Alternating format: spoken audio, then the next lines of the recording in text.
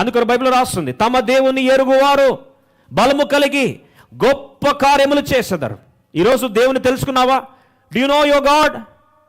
నిజంగా తెలుసుకుంటే ఈ సత్యం నిన్ను స్వతంత్రంగా చేస్తుంది, ధైర్య సాహసవంతునిగా చేస్తుంది. ఏమని తెలుసు నీకు? అందుకొరకే నేడు ధ్యానాంశము కొరకై కీర్తన 56 9వ వచనం కలిసి చదువుకుందాం. 56 Psalm verse 9 we'll read all together. 56వ కీర్తన 9వ వచనం అందరం కలిసి చదువుదాం. 9వ వచనం అందరం కలిసి చదువుకుందామండి. ఏమని తెలుసుకున్నావు? ఏమని తెలుసుకున్నావు? 3 సత్యాలు చూస్తాం, త్వరగా ఆరాధనలో ప్రవేశిస్తాం. 56వ కీర్తన 9వ వచనం అందరం కలిసి ప్రార్థన పూర్వకంగా చదువుకుందాం. నేను మొరపెట్టు దినమున నా శత్రువు వెనుకకు తిరుగుదురు, దేవుడు నా పక్షమున ఉన్నాడని నాకు తెలియను. This I know, for God is for మీ. ఈరోజు అంశము దిస్ ఐ నో.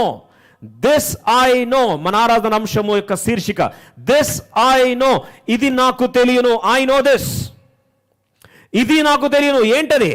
మొదటి సత్యం, దేవుడు నా పక్షంన ఉన్నాడు. గాడ్ ఈజ్ ఫార్ మీ. ఒక్కసారి ఆలోచిస్తే ఈ ఒక్క సత్యాన్ని అర్థం చేసుకునేది ధైర్యం కదండి. దేవుడు నా పక్షం ఉన్నాడు. God is for me. అందుకని ప్రభు అన్నాడు, ఆఖరికి వెళ్తున్నప్పుడు ప్రభు ఒక మాట, విడువను ఎడబాయను. I will never leave thee nor forsake the.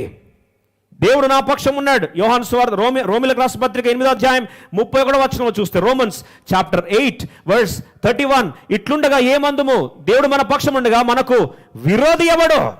If God be for us, who can be against us? ఎంత దమ్మున మాట అండి. దేవుడే నా పక్షం ఉంటే నా విరోధి ఎవడు? If God is for me, who can be against me? కీర్తనగాడు అంటాడు, దావీదు జీవితాన్ని చిన్న వయసును చూస్తే చుట్టుపక్కలంతా అపవాది మోహరించి ఉన్నాడు. శత్రు దేశం నుంచి అపాయం మాత్రమే కాదు, సొంత ప్రజల నుంచి అపాయం, అలాంటి రాజైన సౌలు నుంచి అపాయం, మామగారి నుంచి అపాయం, బంధుమిత్రుల నుంచి అపాయం, సొంత సహోదరుల నుంచి అపాయం, చివరికి కట్టుకున్న ఇంకో మాటలు చెప్పాలంటే తన ప్రియమైన వారి నుండి కూడా అపాయం పొంచిన పరిస్థితులు అందరూ విడిచిపెట్టేశారు.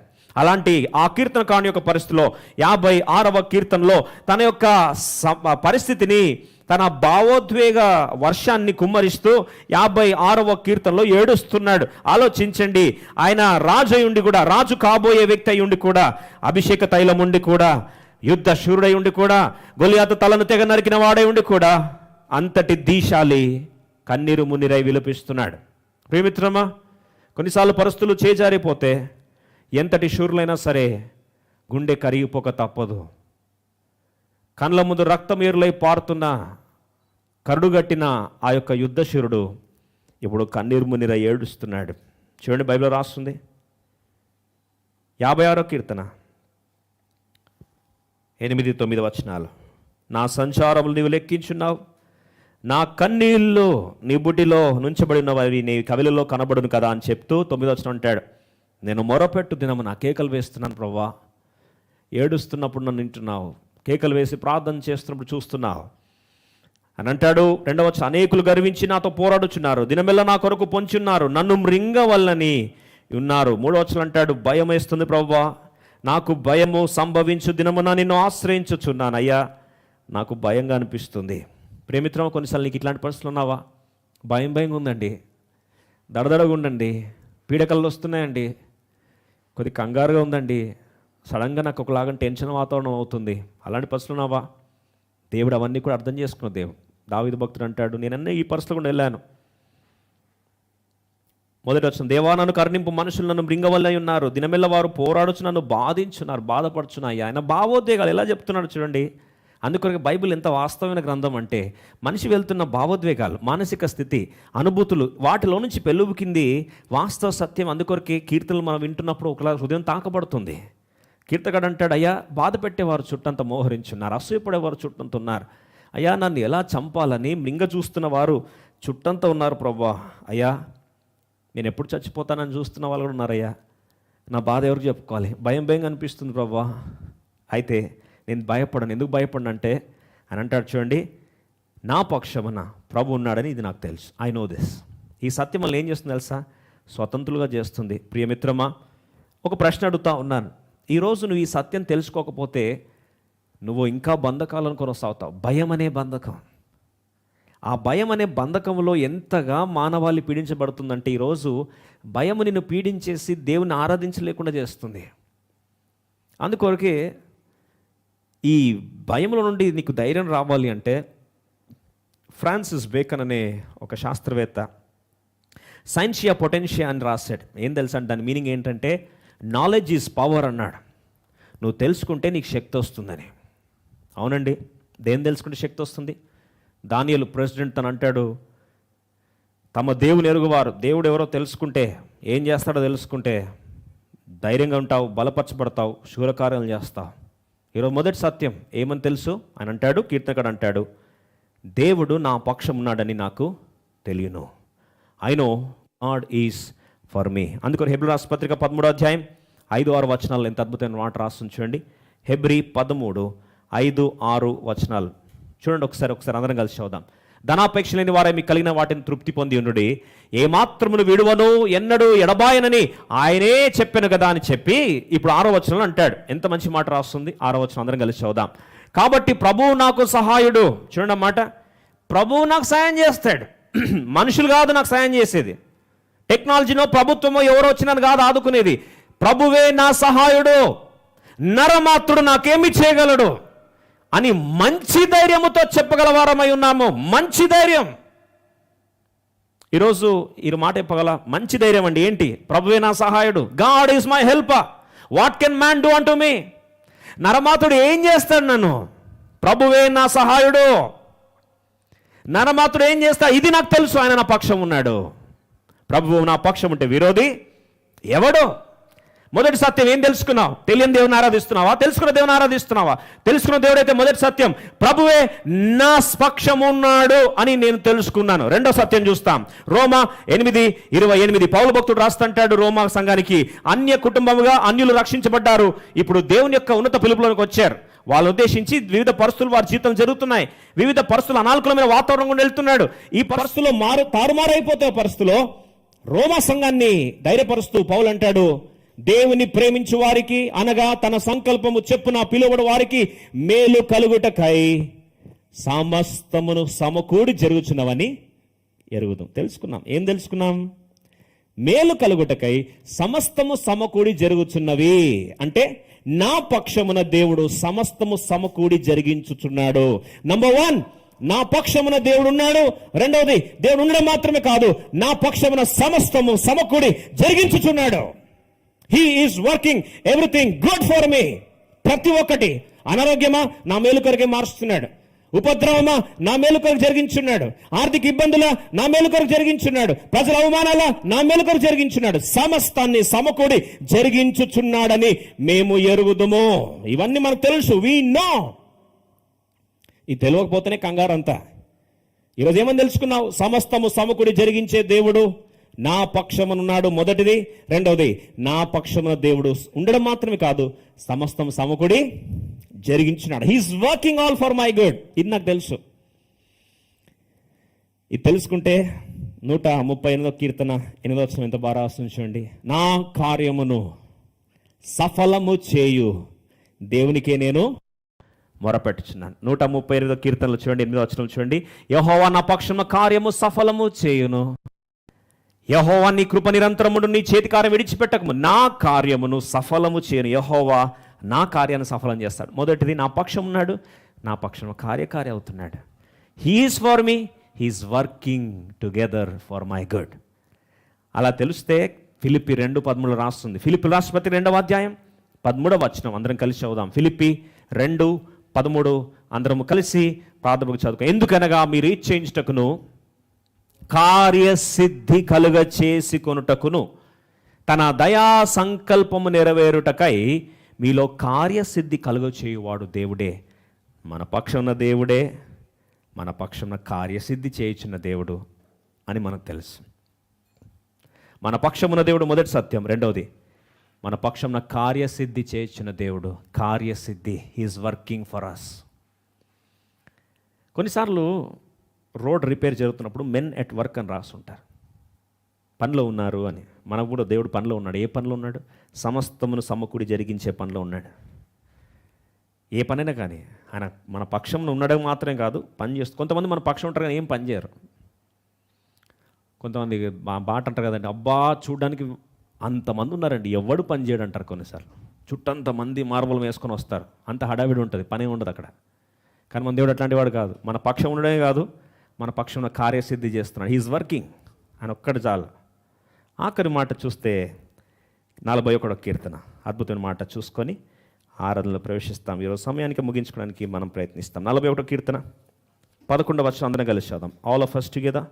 verse 11, Psalm 41 verse 11. నా శత్రువు నా మీద ఉల్లసింపక యుండుట చూడగా నేను నీకు ఇష్టుడనని తెలియనాయను.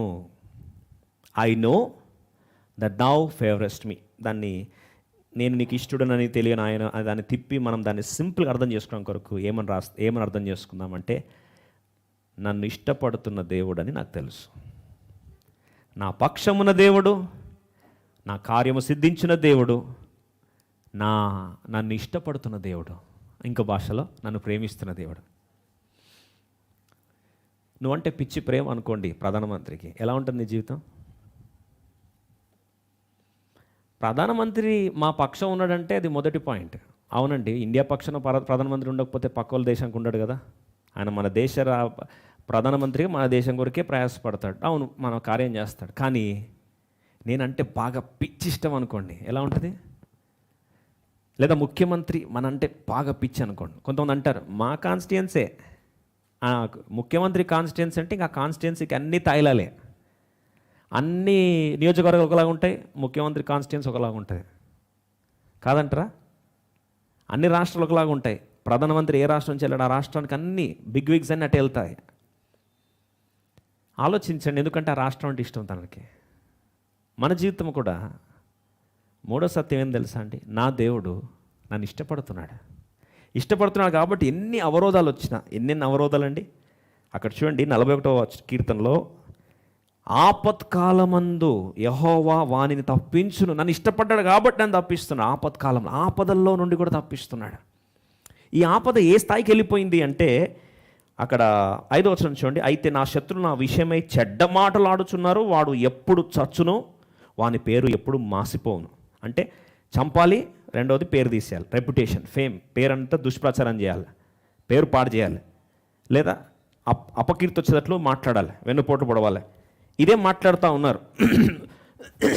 7వ వచనం చూడండి, నన్ను ద్వేషించి వారు అందరూ కూడి నా మీద గుసగుసలాడుచున్నారు, నశింపజే వాళ్ళేనని వారు నాకు కీడు చేయని ఆలోచించున్నారు. ఇంకా 9వ వచనంకి వచ్చి అంటాడు, నేను నమ్ముకుని నా స్నేహితుడు నా ఇంట భోజనము చేసిన వాడు నన్ను తన్నుటకై తన మడవనెత్తాడు. తిన్నాడు ఆ స్నేహితుడు, నమ్ముకున్న స్నేహితుడు, ఇంగ్లీష్లో ఫెమిలియర్ బెస్ట్ ఫ్రెండ్ అని రాస్తాం. అంటే పిచ్చికి ఇష్టపడ్డాడు ఆ స్నేహితుడిని. వాడే చివరికి వెన్నుపోటు పొడిచే స్థాయికి వస్తే, ఇవన్నీ తెలిసి ఇన్ని పరిస్థితులు, అవరోధాలు, ఆపత్కాలము, సమస్యలన్నీ వ్యతిరేకంగా ఉంటే ఈయన అంటాడు, నా దేవుడు నన్ను ఇష్టపడుతున్న దేవుడు, he loves me, he is for me, he is working together everything for me, he loves me. నన్ను ప్రేమిస్తే ఏంటి, నా ఫ్రెండ్ అయితే ఏంటి? చాలాసార్లు ఆలోచించండి. మనల్ని ప్రేమించే దేవుడు, ఇంత శక్తివంతుడైన దేవుడు, ఆల్ మైటీ గాడ్, సర్వశక్తిమంతుడైన దేవుడు నీ చెల్లికాడైతే, నీ బెస్ట్ ఫ్రెండ్ అయితే, కీర్తనగాడు అంటాడు, నా ఫ్రెండ్, నా ఫెమిలియర్ ఫ్రెండ్ వదిలేసిపోయాడు, అయినా నాకేం ప్రాబ్లం లేదు, నువ్వు ఇష్టపడుతున్నావు ప్రభు నన్ను. మనుషులు ఇష్టపడ్డా ఇష్టపడకపోయినా, ఇష్టమైన వాళ్ళు నన్ను విడిచి వెళ్ళిపోయినా, నువ్వు అంటున్నావు నువ్వు నాకు ఇష్టం అన్నావు కదా, అది చాలు ప్రభు నాకు. ఆలోచించండి ఒకసారి, దేవుడే నేను ఇష్టపడితే, దేవుడే నిన్ను ప్రేమిస్తే ఎలా ఉంటుంది తెలుసా? అందుకొరకే ఇద్దరు బెస్ట్ ఫ్రెండ్స్ని మీ పరిచయం చేయాలని ఆశపడుతున్నాను. ఆలోచించండి, జనరల్గా ముఖ్యమంత్రి నా బెస్ట్ ఫ్రెండ్ అని చెప్పుకోవడం వేరు, ముఖ్యమంత్రి వచ్చి ఈయన నా బెస్ట్ ఫ్రెండ్ అని చెప్పడం వేరు. తేడా ఉందా అండి? మస్తు మంది చెప్పుకుంటారు కొంతమంది, మన భాషలో అంటారు పేకుడు రాయలని. నాకు చైల్డ్హుడ్ ఫ్రెండ్, నా క్లాస్మేటు, ఎవరు ముఖ్యమంత్రి నా క్లాస్మేటు, ఆ మంత్రి, మేమిద్దరం కలిసి గోటీలు ఆడుకునే వాళ్ళం, ఇట్లాంటివి కొన్ని చెప్తూ ఉంటారు కొంతమంది. మనం చెప్పుకోవడం కాదండి, అక్కడ వాళ్ళు చెప్పాలి. ఎవరు? ఆ ప్రధానమంత్రో, ముఖ్యమంత్రో, పలుకుబడిన రాజో, ప్రెసిడెంట్ చెప్పాలి, ఈయన నా బెస్ట్ ఫ్రెండ్ అని. ఎలా ఉంటుంది అప్పుడు? చూపిస్తాను. ఒకసారి రండి, ఆది కాండానికి వస్తాం. Shall we turn to Genesis. ఆది కాండము మనందరము కలిసి అబ్రహాము జీవితంలో దేవుడు తనని ఎలా స్నేహితునిగా భావించాడో ఆది కాండం 18వ అధ్యాయం 16వ వచనం. అప్పుడు మనుషులు అక్కడ నుండి లేచి సొదొమ తట్టు చూచిరి, అబ్రహాం వారిని సాగనంపటికి వారితో కూడా వెళ్ళాను. అప్పుడు యెహోవా, నేను చేయబో కార్యం అబ్రామునకు దాచెదనా. 19వ వచనం చూడండి. ఎట్లనగా యెహోవా అబ్రామును గురించి చెప్పినది అతనికి కలుగజేయనట్లు తన తర్వాత తన పిల్లలను తన ఇంటి వారును నీతి న్యాయములు జరిగించు యెహోవా మార్గమును కైకొనుటకు అతడు వారికి ఆజ్ఞాపించినట్లు నేను అతనిని ఎరిగి ఉన్నాను. నేను అతనిని ఎరిగి ఉన్నాను. ఐ నో హిమ్ అని ఎవరంటున్నారు?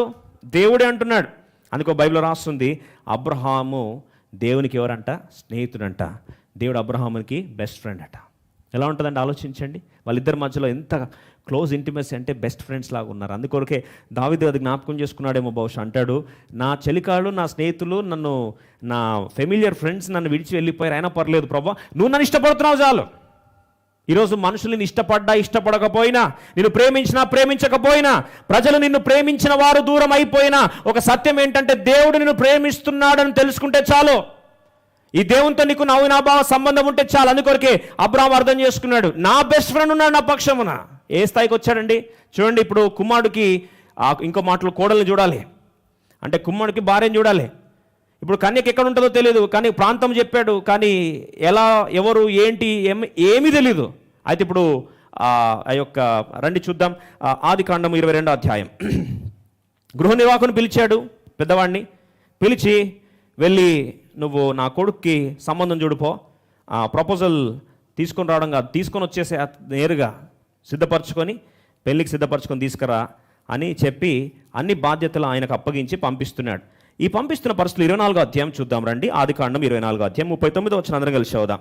ఆది కాండము 24వ అధ్యాయం 39వ వచనంలో ఇప్పుడు అందరము కలిసి 39వ వచనం చదువుకుందాం. ఇప్పుడు ఆ యొక్క ఆ పనివాడు ఎప్పుడైతే పనివానికి ఆ పని అప్పగించాడో, అప్పగించిన పిమ్మట ఆయన బయలుదేరి వెళ్ళక మునుపు ఈ పనివాడు మంచి ప్రశ్న అడిగాడు. చూడండి, అందరం కలిసి 39వ వచనం చదువుకుందాం. అప్పుడు నేను నా యజమానునితో, ఆ స్త్రీ నా వెంట రాదేమో అని చెప్పినందుకు అతడు, ఎవని సన్నిధిలో, బాగా వినండి మాట, ఎవని సన్నిధిలో నేను జీవించుచున్నానో ఆ యెహోవా నీతో కూడా తన దూతను పంపి నీ ప్రయాణము సఫలము చేయను గనుక నీవు నా వంశస్థులలో నా తండ్రింట నుండి నా కుమారునికి భార్యను తీసుకొని వస్తావు అంటున్నాడు. ఏంటంటే ధైర్యం? ఆమె ఎవరో తెలీదు, ఎలా ఉంటుందో తెలీదు, భవిష్యత్తు ఏంటో తెలీదు, అమ్మాయి పేరు తెలీదు, అమ్మాయి ఎలా ఉంటుందో తెలీదు, ఏమీ తెలియదండి. ఇంకో మాటలో తెలియని భవిష్యత్తు, అనిశ్చితి భవిష్యత్తు, తెలియని భవిష్యత్తుని ఈయన అంటున్నాడు, నాకు భవిష్యత్తు తెలియదు, కానీ నాకు తెలిసిన నా స్నేహితుడు ఉన్నాడు, నాకు తెలిసిన నా దేవుడు ఉన్నాడు అంటాడు. ఎవరిని సన్నిధిన నేను నడుచున్నానో, ఎంత మంచి మాట రాస్తుండి, నేను ఎవని సన్నిధిలో నేను జీవించుచున్నాను, నేను బ్రతికేది ఆయనతో ఉన్నాను, ఇన్ని సంవత్సరాలు బ్రతికాను ఆయనతోని. అంటే ఇంకో మాటలో, don't worry, I have a history of being with God and I have seen his faithfulness for so many years. ఎన్నో సంవత్సరాలు నేను ఆయనతో కలిసి ప్రయాణం చేసి ఆయన ఎట్లా అంటాడో నాకు తెలుసు అని. ఏం తెలుసు నీకు? ఎట్లా అంటాడో చెప్పమంటారా? వాగ్దానం ఇచ్చాడు, ఈ కొడుకే, ఈ ఇస్సాకు కొడుకే వాగ్దానం ఇచ్చాడు. ఆ వాగ్దానం ఇచ్చిన సందర్భంలో మాకు మృతతుల్యమైపోయి ముసలోళమైపోయి కంటామండానికి ఎటువంటి ఆస్పాదము లేని పరిస్థితుల్లో, అలాంటి పరిస్థితుల్లో కుమారుని ఇచ్చాడు. ఆయన నా స్నేహితుడు, ఆయన తెలుసు నాకు, నేనంటే ఆయనకి ఇష్టం. సరే, రెండవది ఏం తెలుసా అండి, ఈ అర్పించాలని చెప్పి ఆ పరిస్థితిలో అర్పించడానికి కొరకు, దహన బలి అర్పించడానికి ఏమీ లేకపోగా ఈ కుమారుని అడిగినప్పుడు తీసుకెళ్ళి పెడితే, అర్పించడానికి ఏమీ లేనప్పుడు అప్పుడు పొట్టేలును ఏర్పరిచినాడు. ఈ దేవుడు నాకు తెలుసు. I know him who arranged a RAM for me when I needed to sacrifice.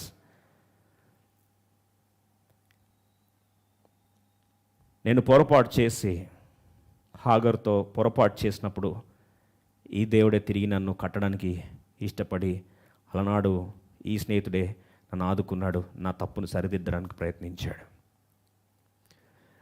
ఆ దేవుడే ఎవరిని నడుస్తున్నానో, ఈ కుమారుని ఇచ్చిన దేవుడే నా కోడల్ని కూడా ఇస్తాడు, నువ్వు వెళ్ళు, ఎవరి సన్ని నిలబడున్నానో, ఎవరి సన్ని జీవించున్నానో, ఎవరి సన్ని నడుచున్నానో ఆయన చూసుకుంటాడు. ఆయన నమ్మకత్వం నాకు తెలుసు. I know his faithfulness. నాకు తెలుసా ఆయన ఎవరో. నువ్వు పో, తీసుకొని వస్తావు. ఈయన అంటున్నాడు, రానంటే ఏం చెప్పాలని. నువ్వన్నీ అవన్నీ ఆలోచించాల్సిన అవసరం లేదు. I know you just have to go, that's all. I know the faithfulness of my creator, I know the faithfulness of my friend, how sincere is, I know him. నాకు ఆయన తెలుసయ్యా, ఆయన చూసుకుంటాడు. Go head. ఈరోజు పనేంటి, భవిష్యత్తు ఏంటి, ఎలా అని ఆలోచిస్తున్నావా? తెలియని భవిష్యత్తులో కాలు పెట్టడానికి తెలిసిన దేవుడిని నువ్వు తెలుసుకుంటే చాలు.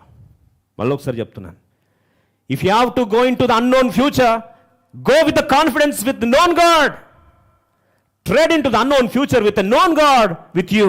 తెలిసిన దేవుణ్ణి పక్కన పెట్టుకొని తెలియని ప్రపంచంలో కాలు పెట్టు. నిశ్చయముగా నీతో ఉన్న దేవుణ్ణి అనిశ్చితి భవిష్యత్తులోకి అడుగులేస్తూ వెళ్ళు.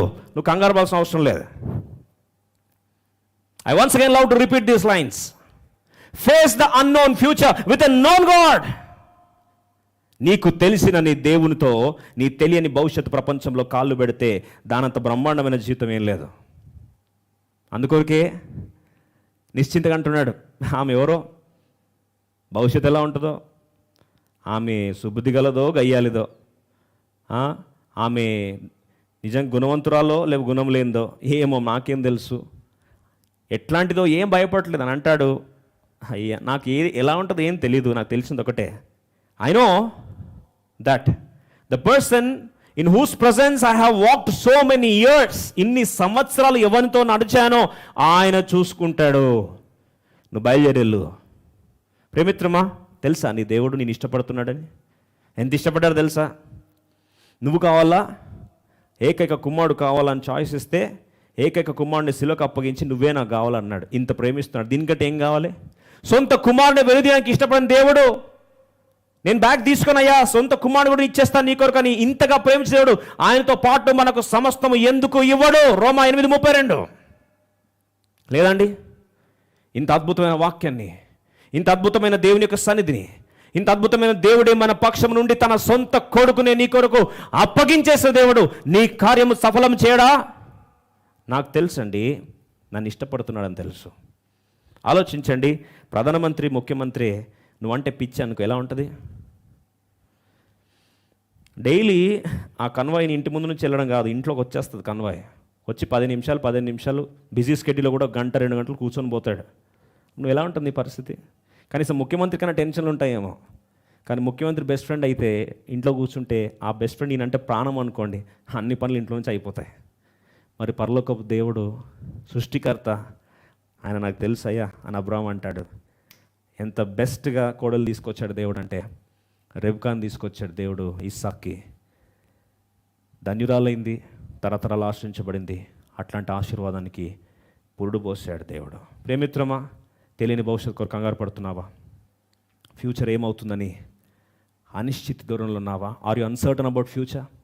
అవునండి, ఏమవుతుందో ఏం తెలియదు. అవును, ఏమవుతుందో ఏమీ తెలుసుకోవాల్సిన అవసరం లేదు. ఎందుకు లేదు చెప్పమంటారా? తెలుసుకోవాల్సిన అవసరం లేనప్పుడు తెలుసుకోవాల్సిన అవసరం ఏముంది అంటే, ఇంకా ముందుకెళ్తే దేవునికి సమస్తం తెలుసు, ఆయన నడిపిస్తున్నాడు, నీకెందుకు కంగారు? నీ ఇష్టం, నువ్వంటే ప్రాణం, నువ్వంటే పిచ్చి, అట్లాంటి వ్యక్తి కారు నడిపిస్తున్నాడండి. నీకు బెస్ట్ ఇవ్వాలని ఆశపడతాడు ఆయన. నువ్వు ఆ కారులో కూర్చున్నావు, ఎటు పోతున్నావు ఏంటి అని అడగాల? స్లోగా నడిపించు, ఫాస్ట్గా నడిపించు, ఇవన్నీ చెప్పాల్సిన అవసరం లేదు. కంటి పాపలాగా నేను చూసుకునే వ్యక్తి బండి నడిపిస్తున్నా అంటే నిశ్చింతగా బండి బ్రష్ చేసి హ్యాపీగా పండుకో. ఆయన ఎవరో నాకు తెలుసు అండి అని. అందుకొరకే బహుశా మనందరికీ తెలిసి ఈ కథ. ఒక ఫ్లైట్ టేక్ ఆఫ్ అయిందంట. టేక్ ఆఫ్ అయినప్పుడు ఫ్రంట్ రోలో ఒక పిల్లోడు కూర్చున్నాడు. పిల్లోని పక్కన ఒక పెద్ద కంపెనీ CEO, ఇంకొక ప్రాముఖ్యమైన వ్యక్తి కూర్చున్నారు. అంత పెద్ద దేశాలు, అందరూ దేశానికి కావాల్సిన ప్రముఖులు. ఈ మధ్యలో వెళ్ళేసరికి your flight is going through turbulence అని వార్త అనౌన్స్ చేశారు. షేక్ అవుతా ఉందంట ఫ్లైట్ అంతా, ఎక్కడ అన్నీ పడిపోతూ ఉన్నాయి. బెల్ట్ పెట్టుకున్నారు, కంగారు పడిపోతున్నారు, వాళ్ళంతా చేతులు కాలు ఉనికిపోతున్నారు అందరికీ. ఇంకా ఫ్లైట్ అంతా ఊగిపోతుందట. ఇంత ఊగిపోతా ఉంటే ఒక పిల్లోడు, వాళ్ళిద్దరి ఆ కార్నర్లో కూర్చున్న ఒక చిన్న పిల్లోడు మంచి హెడ్ ఫోన్స్ పెట్టుకొని పాటలు వింటా ఉన్నాడంట ఐపోడ్లో. వీళ్ళకి అర్థం కావట్లేదు ఏంటి వీడికన్నా. బాబు, నానా మనం ఏ పరిస్థితుల్లో తెలుసా అంటే, షట్ యువర్ మౌత్ అన్నాడట. వీళ్ళకి బాధ అనిపించింది, ఏంది వీడు ఇట్లున్నాడని. బాబు చచ్చిపోతామేమంటే షట్ యువర్ మౌత్ అన్నాడట. వీళ్ళకి ఈ పిల్లోడి కాన్ఫిడెన్స్ చూసి ఆశ్చర్యపోయారు. ఫ్లైట్ ఊగిపోతుంది, దబ ఊగితో గుండెలందరికీ జారిపోతున్నాయి. ఓ బాబు అంటే I don't care shut your mouth అని మూడోసారి అనేసరికి వీళ్ళు నిజంగా నోరు మూసుకోవాల్సి వచ్చింది. ఫ్లైట్ అంత డిస్టర్బెన్స్ నుండి భద్రంగా డెస్టినేషన్ రీచ్ అయ్యేసరికి వీళ్ళు ఆశ్చర్యపడి అడిగారు, బాబు నాన్న నీకు చెవిటోడివా అంటే, చెవిటనైతే ఇయర్ ఫోన్స్ పెట్టుకుని ఎందుకు పాటలు వింటానన్నాడట. వాళ్ళు అన్నారు, బాబు నువ్వు గుడ్డోడివా అంటే, గుడ్డోని ఏం కదా, నాకు కళ్ళు ఉన్నాయి, మీతో మీకు అనిపిస్తున్నారు కదా నాకు అన్నాడు. మరి బాబు నీకేం అర్థం కాలేదంటే, అర్థం చేసుకోవాల్సిన అవసరం కూడా నాకు లేదన్నాడు. వీళ్ళు అన్నారు, ఏంటి బాబు నీ ధైర్యం అంటే, ఈ ఫ్లైట్ పైలట్ ఎవరో కాదు, మా డాడీ. నేనంటే పిచ్చి తనకి. నేను లేకపోతే మీ పరిస్థితి భవిష్యత్తు మీరు కంగారు పడితే అవసరం అర్థం ఉంది. నేనున్నాను కాబట్టి గమ్యస్థానానికి చాలా సురక్షితంగా తీసుకుపోతాడు. ఐ నో హిమ్, ఆయన ఎవరో నాకు తెలుసు అని. వీళ్ళు అన్నట, ఎంత బాబు నీ వయసు అని. నా వయసు కేవలం 6 సంవత్సరాలు అన్నాడు. 6 years పిల్లోడికి 6 సంవత్సరాలు వాళ్ళ నాన్న ఎవరో తెలిస్తే, మనము ఇన్ని సంవత్సరాలు దేవునితో అనుభూతుండి దేవుడు ఎవడో మనకు తెలియదు. ఇంకా ప్రతిదానికి కంగారు పడుతూ ఉంటాం. అందుకొరకే అబ్రాహాము అంటాడు, నాకు తెలుసు ఆయన ఎవరో, ఎవరి సందే నడిచాను. దావీదు భక్తుడు అంటాడు, ఆయన నన్ను ఇష్టపడుతున్నాడు అయ్యా, నేను ఇష్టడని ఆయనకి. ఇంక ఎన్ని కష్టాలు వచ్చినా ఐ డోంట్ కేర్, దేవుని ఏం చేస్తాను, ఆరాధిస్తాను. అలా ఆరాధించగలవా? ఈరోజు అట్టి ఆరాధన హృదయపూర్వకంగా దేవుని సమర్పించినట్లు దేవుడు మన ఆత్మలను తెప్పరిల చేసి ఆరాధించి, ఆత్మను కుమ్మరించి బలమైన ఆరాధన స్పర్శను దేవుడు మనందరికీ దయచేయను గాక. ప్రభుని ఆరాధించడానికి మన గృహాల్లోనే మనం ప్రభుని ఆరాధిస్తాం. ఈ సందర్భంలో ప్రభుని ఆరాధించినట్లు ఒక పాట ద్వారా